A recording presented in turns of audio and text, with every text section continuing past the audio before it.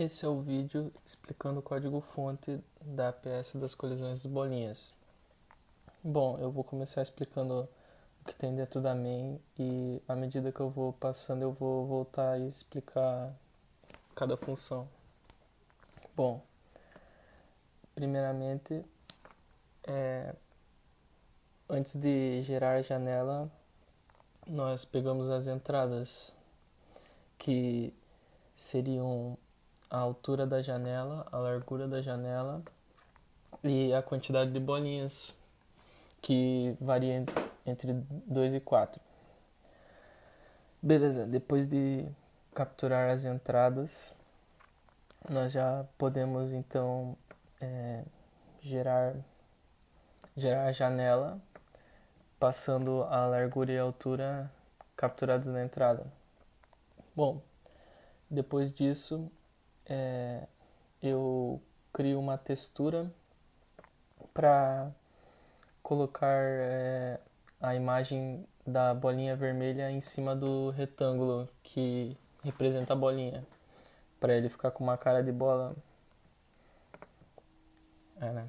Daí, beleza.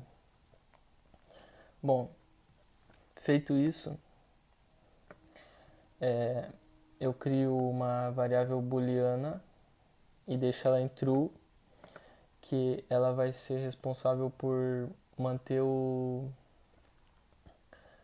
os frames no ciclo. Então, quando a aplicação fechar, ela vai virar false e daí vai sair do looping e fechar a janela. Bom, beleza. Como agora a gente tem o número de bolas, nós declaramos um vetor do tipo bola com a quantidade de bolas passada pelo usuário. Bom, esse tipo bola ele contém um SDL-rect que é basicamente um retângulo que tem como parâmetros as posições x e y e o tamanho, altura e largura. Além disso, ela tem as componentes da sua velocidade no x e no y, do tipo double. Beleza. Aqui eu inicializo uma semente para gerar os números aleatórios para velocidade e posição. E aqui são duas variáveis para percorrer os laços só. Bom, aqui a gente vai começar gerando as bolinhas dentro da janela. Beleza?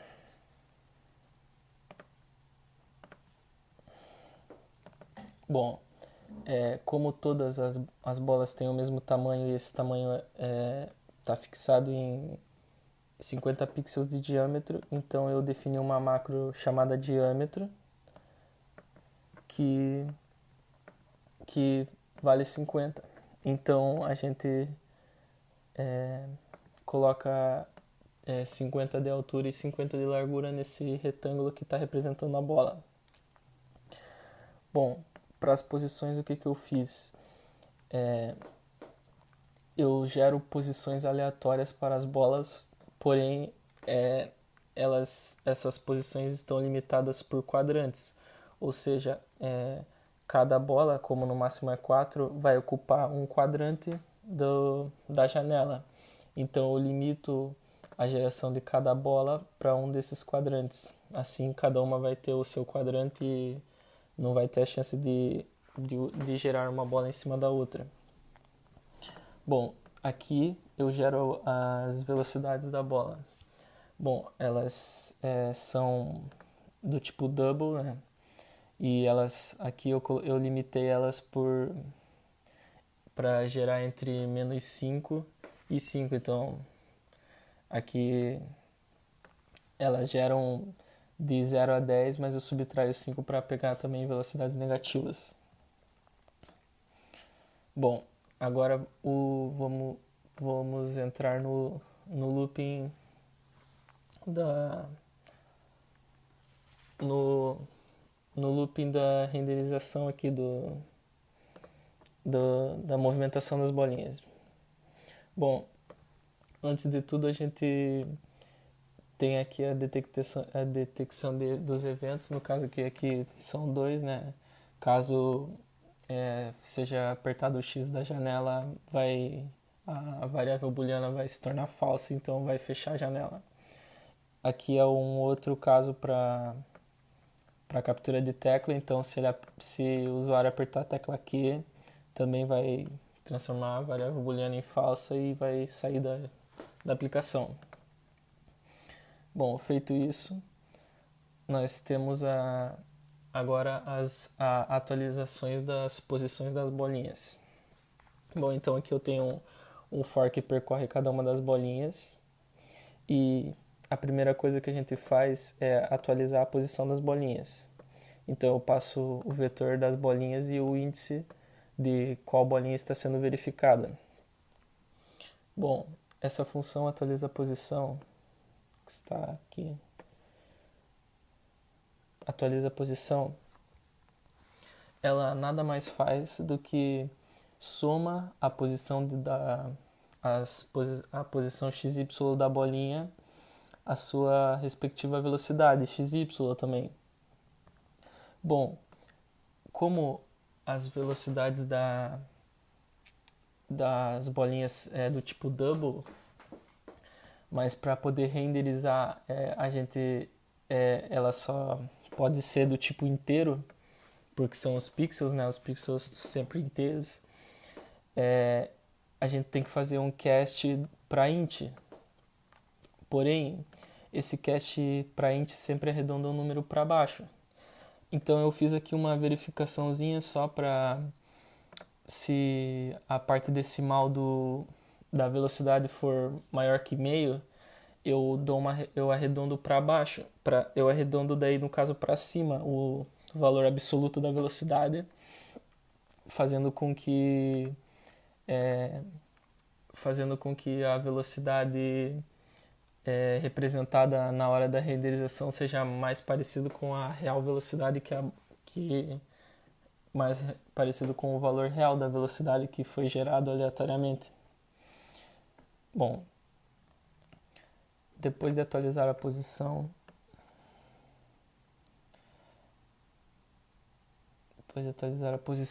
eu vou fazer aqui uma verificação se ela colidiu com os extremos da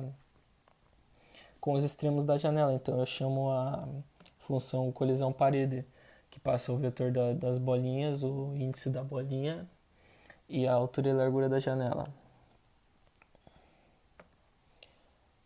Bom, o que essa função faz? Ela nada mais faz do que inverter a componente da velocidade,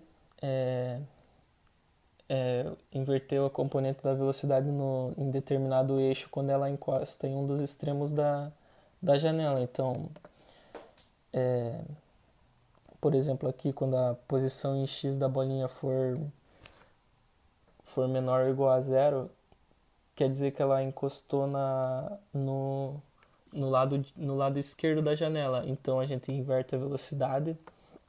E além disso, eu acrescento um pixel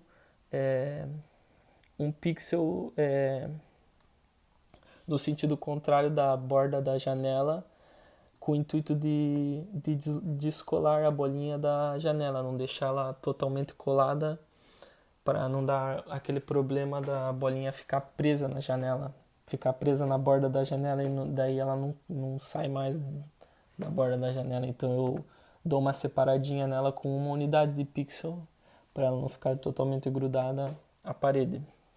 Bom, eu faço isso para os quatro lados da janela, no caso aqui. E basicamente isso, a colisão com a parede. Beleza? Então, depois de feito a verificação da colisão com a parede, nós temos a última verificação, que é a verificação de colisão com outras bolinhas. Bom, como eu tenho que verificar a colisão de uma bolinha com todas as outras bolinhas, então aqui tem mais um for para percorrer todas as outras bolinhas que, com que essa bola que está sendo verificada possam colidir. Então daí eu chamo a função realiza a colisão, passando o vetor de bolas e o índice das duas bolas que estamos realizando a verificação se elas colidiram. Bom, beleza. Então nessa função realiza a colisão que está aqui, primeiramente nós verificamos se elas realmente colidiram. Então a gente faz a gente calcula aqui a distância entre os centros das esferas por Pitágoras e verifica se esse centro se essa distância é menor ou igual ao diâmetro das esferas. Se ele for menor, quer dizer que elas colidiram. Então, daí a gente vai obter as informações dessa colisão. Bom, primeiramente, nós capturamos as componentes do eixo de colisão. Então, quando elas colidirem, vai gerar um eixo de colisão que liga os dois centros das esferas colididas. Então, a gente pega a componente y desse eixo de colisão, subtraindo a posição y de uma bolinha pela outra, e a mesma coisa a gente faz para a componente do eixo de colisão em x, obtendo assim as componentes do eixo de colisão. Bom, assim como eu fiz para colisão com a parede, eu preciso dar uma separada nas bolinhas depois que elas colidiram, para que essa mesma colisão não seja verificada mais de uma vez. Bom, para isso eu também vou somar uma unidade de pixel para cada componente da posição de cada bolinha. Bom, então eu somo uma unidade a uma bolinha e subtraio a outra, fazendo com que elas se afastem, tanto em x quanto em y. Mas como eu não sei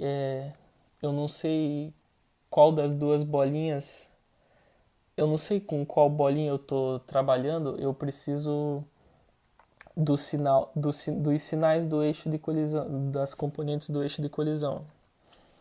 Bom, fazendo isso eu consigo, aqui dividindo o valor absoluto do eixo de colisão pelo próprio eixo de colisão, eu consigo um valor unitário positivo ou negativo, dependendo do sinal desse eixo.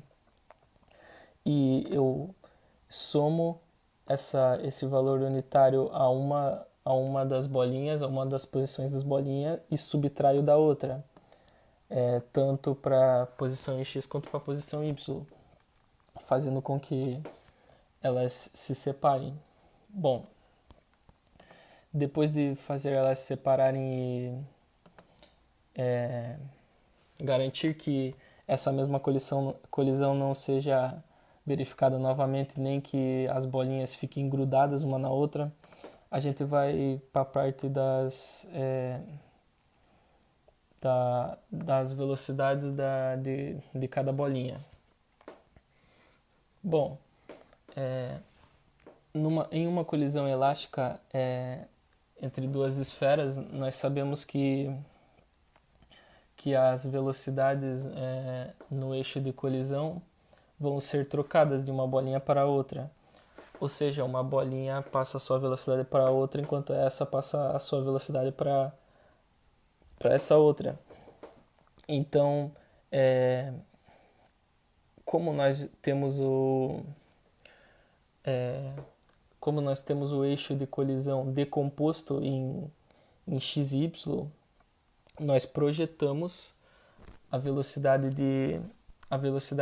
das duas bolinhas, as duas componentes da velocidade das duas bolinhas, ou seja, a gente vai ter 4 variáveis, e essas variáveis vão armazenar a projeção das velocidades em cima dos eixos das componentes x e y do eixo de colisão.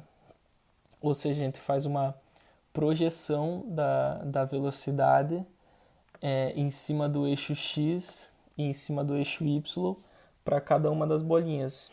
Então aqui a gente faz uma projeção, a gente multiplica aqui a velocidade em x pelo eixo x e soma com a velocidade da bola em y com o eixo y de colisão, que é o produto escalar, multiplica pelo eixo que a gente está projetando a bolinha, que a gente está projetando a velocidade da bolinha no eixo de colisão, e divide tudo pelo produto escalar do próprio eixo com ele mesmo. Bom, a gente faz isso para as duas componentes da velocidade das duas bolinhas que estão sendo colididas. E agora, depois disso, basta a gente trocar, como essas velocidades são são as componentes da velocidade projetada no eixo de colisão, basta a gente trocá-las, que a gente vai estar realizando a colisão entre elas.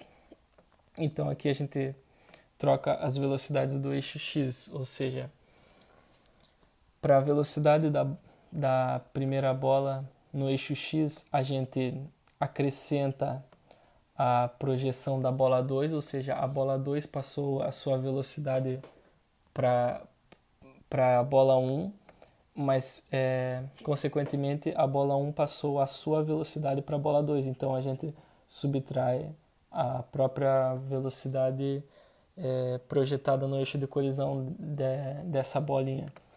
Bom, a gente faz o mesmo para a bola 2, ou seja, a bola 2 ela ganha a velocidade da bola 1, mas ela perde a sua própria velocidade, depois ela passou para a bola 2. E a gente faz isso para o eixo Y também, para as duas bolinhas. Feito isso, nós trocamos as velocidades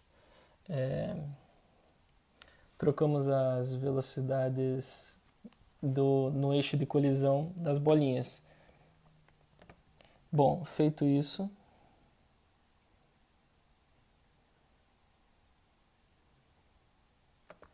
nós terminamos a verificação aqui e daí depois aqui a gente só renderiza aqui a janela com fundo branco e aplica a textura nos retângulos, atualiza a textura das bolinhas. E aqui tem o delay, né, que é de 10 aqui, que no caso forma 60 fps. E é isso.